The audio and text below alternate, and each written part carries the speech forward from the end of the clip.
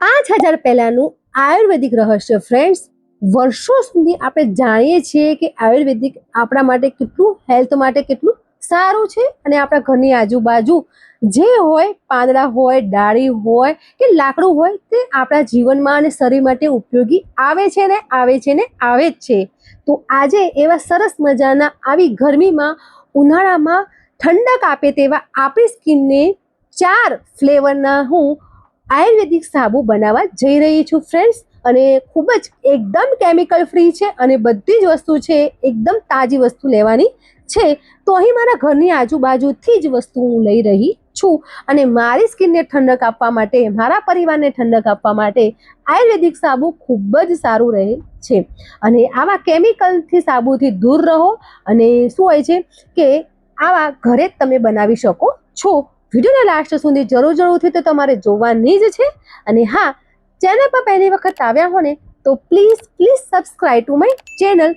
અને જે કોઈ સાબુ ઘરે બનાવે છે તેમાં કઈ ભૂલો થતી હોય છે, કઈ ભૂલોના કારણે સોપ સારી રીતે ઠરતા નથી, અથવા તો વધારે ફીણ વળતું નથી, તો તે માટે વિડીયો જરૂરથી જોજો. તેની અમુક સરસ મજાની ટિપ્સ તમારી સાથે શેર કરવાની છું.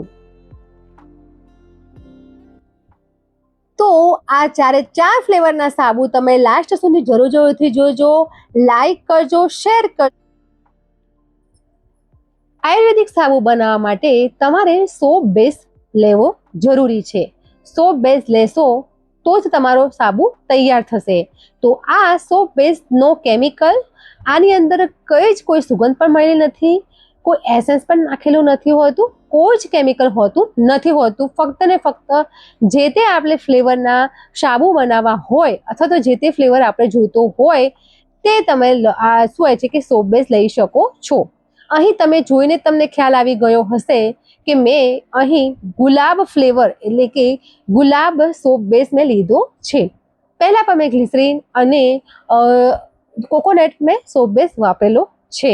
અહીં ઉનાળા માટે એટલે કે ગરમીમાં ઠંડક આપે અને આપણી બોડી એકદમ સુગંધ અને તાજગીમય રહે તે માટે મેં અહીં ગુલાબનો સોપ બેઝ લીધો છે. અને તમે નહીં માનો એટલો સોફ્ટ છે, અને તેની મસ્ત ધીમી સુગંધ ગુલાબની આવી રહી છે. તો આ જ આપણા માટે પરફેક્ટ છે ઉનાળા માટે. તો આ સોપ બેઝને હું આ રીતે કટ કરી લઈશ, જેથી કરીને તેને આપણે ડબલ બોયથી ઓગાળી લઈશું.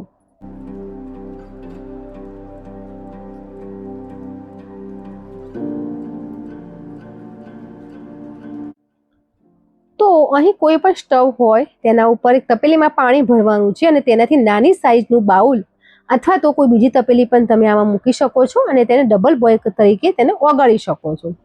એક બાઉલમાં આપણે કમ્પ્લીટ ચોખ્ખું પાણી લઈશું, અને જે લીમડાના પાન આપણે હમણાં તોડી લાવ્યા છે તાજા, તે લીમડાના પાન આપણે સારી રીતે ધોઈને અને તેને કોરા કરીને લેવાના છે, અને તેને લૂછી પણ દેવાના છે, જેથી કરીને કોઈ પાણીનો ભાગ આવે નહીં. આમાં શું હોય છે કે સોપ બનાવવામાં ઘણા બધા શું હોય છે કે ફેલ થતા હોય છે, ઘણી બધી ભૂલો થતી હોય છે.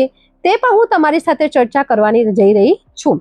કોઈ પણ તમે સોપ બેઝ બનાવો અથવા તો સોપ બનાવો તો તેની અંદર પાણીનો એટલે કે લિક્વિડનો ભાગ તમારે ઓછો રાખવાનો છે, તો તમારો સોપ કમ્પ્લીટ જામી જશે અને એકદમ ઢીલો પણ નહીં પડે. અહીં આપણે એલોવેરા પણ મેં એક 500 મેં તોડી લાવી હતી, તો તે પણ આપણે ધોઈ લઈશું. ધોઈને કોરું કરીને આપણે લીમડાને સારી રીતે વાટી દેવાનો છે. અહીં મિક્સર ગ્રાઇન્ડરનો ઉપયોગ કરવાની નથી, આયુર્વેદિક છે તો તે રીતે જ આપણે બનાવી લઈશું. તો અહીં ખલની મદદથી આ પાંદડા વાટીને અને તેમાંથી 2 ચમચી આપણને શું હોય છે કે લીમડાનો રસ નીકળે તેટલો જ આપણે જોઈશે.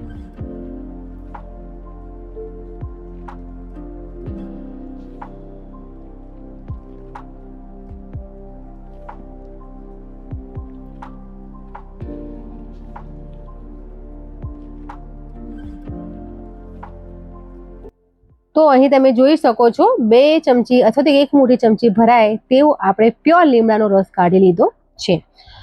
હવે આપણે આ જે એલોવેરાનું જે પાંદડું છે તેને વચ્ચેથી આ રીતે શું હોય છે કે કટ કરી લઈશું, અને ચક્કા અથવા તો કાંસકાની મદદથી પણ તમે તેની જેલી કાઢી શકો છો. તો આ રીતે તેની શું હોય છે કે 1 મોટી ચમચી અથવા તો 1.25 ચમચી ભરીને મને આ એલોવેરાની જેલી મને મળી જશે. તમે આનાથી વધારે પણ તેનો ઉપયોગ કરી શકો છો પરંતુ અહીં મેં લીમડાનો રસ મેં લીધો છે અને એલોવેરા લઈશ તો સાબુ મારો સારી રીતે જામશે નહીં.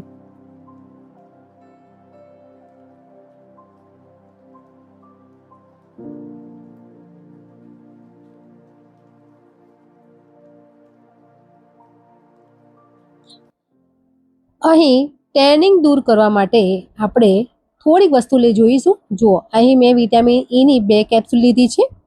તો તમને ખબર છે વિટામિન ઈની કેપ્સ્યુલ આપણા સ્કિન એકદમ સ્મૂથ બનાવે છે. અહીં મેં ચોખાનો લોટ લીધો છે અને સાથે સાથે મેં અહીં કોફીનું એક પાઉચ લીધું છે. કોફી જો તમારે ન ગમતી હોય તો સ્કીપ પણ કરી શકો છો. અને ચાનો લોટ મેં લીધો છે અને અહીં મેં ગુલાબજળની બોટલ લીધી છે. અહીં મેં બ્લુ પી એટલે રોઝ પેટલ બ્લુ કલરના આવે છે તેનો પાવડર મેં લીધો છે. આ સ્કિન માટે ખૂબ જ સારી છે, ઠંડક આપે છે અને સ્કિનને એકદમ સ્મૂથ બનાવે છે. જુઓ, અહીં વાપરતા પાવડર પણ પૂરો થઈ જવા આવ્યો છે અને ખરેખર આનું શું હોય કે રિઝલ્ટ પણ આનું સારું મળે છે. તમારી પાસે જેટલી જ વસ્તુ હોય એટલીનું પણ તમે નાખીને તમે એડ કરી શકો છો. અને એપ્સ ગુડનેસનું તો શું હોય છે કે કોઈ પણ પ્રોડક્ટ હોય છે 100% નેચરલ હોય છે. હું કોઈ પ્રોડક્ટ માટે કોઈ એડવર્ટાઇઝ નથી કરતી. અહીં મેં મુળેઠીનો પાવડર લીધો છે. મુળેઠી છે એ આપણી જે સ્કિનને જે ડાઘ પડેલા છે તે ડાઘ રિમૂવ કરવા માટે મદદ કરે છે.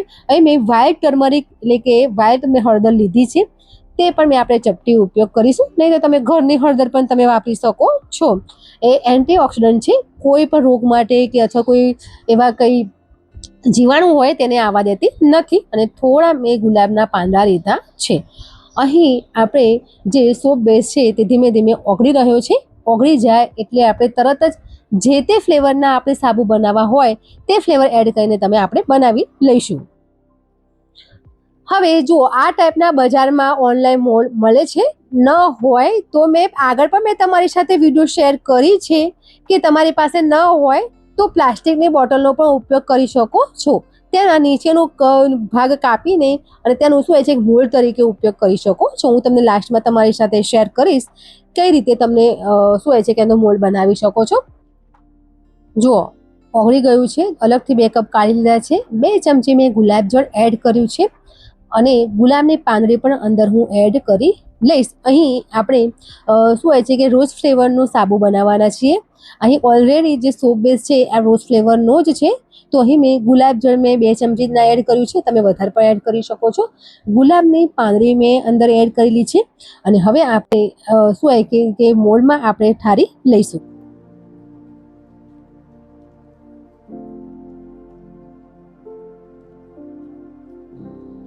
તરત જ 15 થી 20 મિનિટમાં સાબુ તૈયાર થઈ જશે.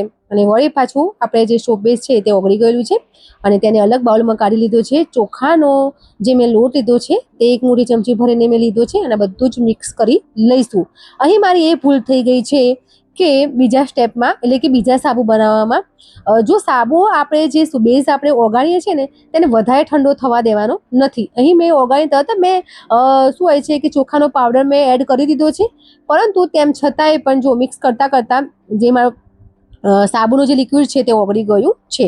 તો અહીં તમારે શું હોય છે કે જે ગેસ ઉપર આપણે જે સોપ બેઝ ઓગાળવા મૂકેલો હોય ને ત્યાં જ તમારે જે તે ફ્લેવર નાખીને અને પછી તમે ડાયરેક્ટ મોલ્ડમાં તમે એડ કરી દેવાનું હોય છે. તો જો અહીં મેં આ રીતે ચમચીની મદદથી મેં આવી રીતે સાબુ શું હોય છે કે મેં સેટ કર્યો છે અને તરત પછી સેટ થઈ બી ગયો છે. હું તમને પછી લાસ્ટમાં બતાવીશ.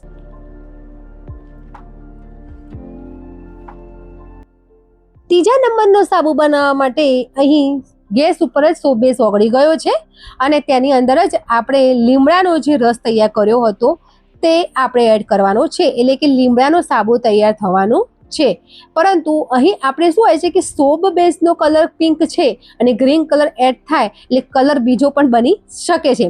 તો અહીં એલોવેરા જેલ આપણે તાજી બનાવી હતી તે આપણે એડ કરી દઈશું. બરાબર મિક્સ કરી લઈશું. મિક્સ કરીને આપણે સોપ બેઝમાં ઠારી લઈશું.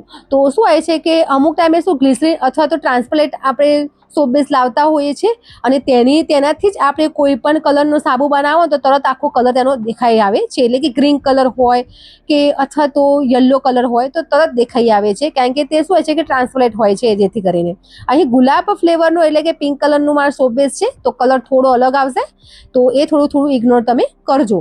તો અહીં આપણે જો ત્યાં સુધી તો અહીં 2 સાબુ બનાવ્યા અને ત્યાં સુધી તો શું હોય છે કે ગુલાબ ફ્લેવરનો એટલે કે સરસ મજાનો સુગંધીદાર સાબુ તૈયાર થઈ ગયો છે. જુઓ, જોઈને જ નાહવાનું અને ખાઈ જવાનું પણ મન થાય તેવો સરસ મજાનો જેલી જેવો એકદમ, અને કઈ જે ઢીલો થયો નથી, એકદમ સાબુ જે બજારમાંથી આવે છે તેવો જ સ્ટ્રોંગ થયો છે.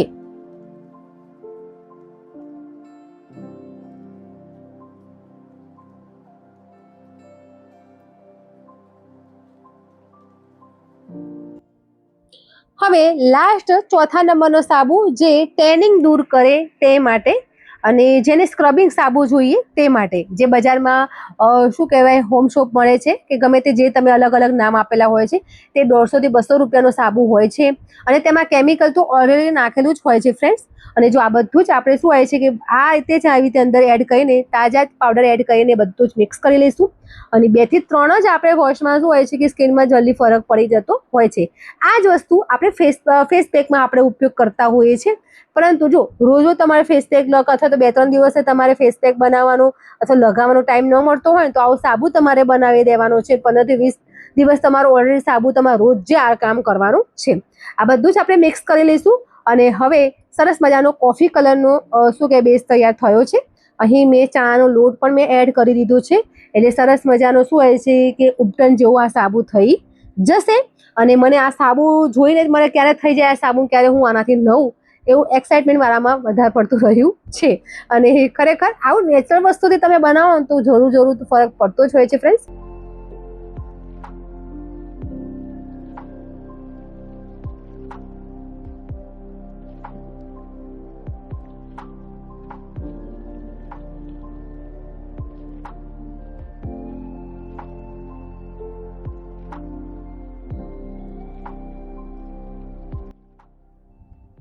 ચલો આને પણ મોલ ઉપર ઠારી લઈશું. એ તો થેન્ક ગોડ કે મોલમાં હજુ તો જગ્યા રહી છે, કારણ કે 3 થી 4 સાબુ બનાવીએ તો હોઈ શકે છે કે જગ્યા પણ ન હોય અને DIY મારે મોલ પણ બનાવવા પડે. તો જુઓ 3 શોપ તો થઈ જ ગયા છે. તો 15 થી 20 મિનિટ પછી આપણે મળીએ આ બધા સાબુ કેવી રીતે ઠર્યા છે અને કેવી રીતે આપણે શું હોય છે કે તેનો ઉપયોગ કરીશું. તો અહીં મેં ચંદનનો પાવડર હું ભૂલી ગઈ હતી, તો પાછા ઉપર ભભરાવું છું. ખૂબ જ સરસ સુગંધ આવી રહી છે. તો જો અહીં તૈયાર થઈ ગયો છે. આ સાબુ છે લીમડાનો સાબુ છે, પરંતુ કલર આવો દેખાઈ રહ્યો છે. તો મેં પહેલાં જ કહ્યું હતું કલરને થોડો ઇગ્નોર કરી લેશો, કેમ કે શું હોય છે કે પિંક કલરનો બેઝ હોવાથી, પરંતુ નેચરલ વસ્તુ એકદમ તાજી વસ્તુ બધી મેં લીધી છે, એટલા માટે ખૂબ જ કારગત રહેવાના છે આ સાબુ બધા. તો અહીં જો મેં બનાવ્યું છે ઉપટન સાબુ, એટલે કે તમે ટેનિંગ દૂર કરવાવાળો સાબુ પણ તમે કહી શકો છો. આની અંદર ઘણી બધી વસ્તુ જે ઉપયોગ કર્યો છે કે તેનાથી 100% સ્કિનમાં ફરક પડવાનો છે.